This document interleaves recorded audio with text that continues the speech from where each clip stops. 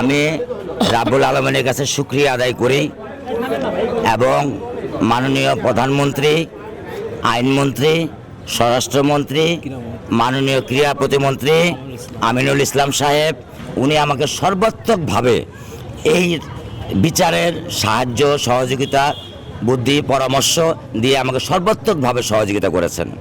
পরিপ্রেক্ষিতে বাংলাদেশ প্রশাসনের, পুলিশ প্রশাসনের পল্লবী থানার বিশেষ করে ইন্সপেক্টর ওহিদুজ্জামান, তারপরে ওসি,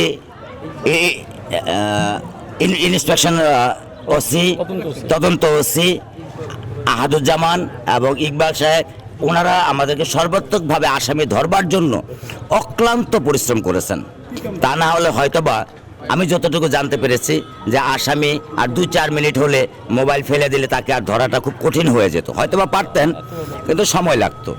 দ্বিতীয়ত আমি বলবো যে রায় দেওয়া হয়েছে সে রায় আপিল বিভাগেও বলবৎ থাকবে এবং দ্রুত থেকে দ্রুত সময়ের ভিতরে এই আসামিদেরকে যে দণ্ড দেওয়া হয়েছে সেই দণ্ড কার্যকর করা হবে। একটা ছোট্ট প্রশ্ন, আপনার আছি রামেশ্বর মতো আরো অনেকের এরকম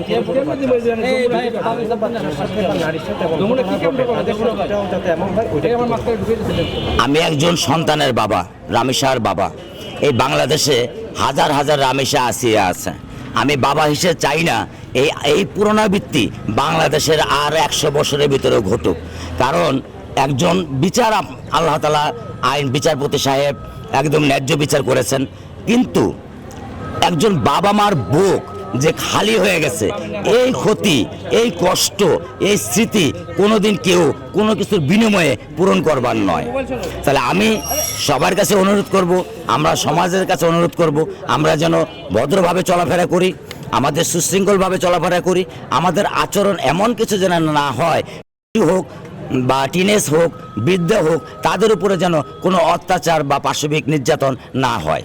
এবং এই জন্য আমাদের রাষ্ট্র বা সমাজ যে ব্যবস্থা করা উচিত, তারা সেই ব্যবস্থা নিলে আমি আরও খুশি হব। ধন্যবাদ সবাইকে।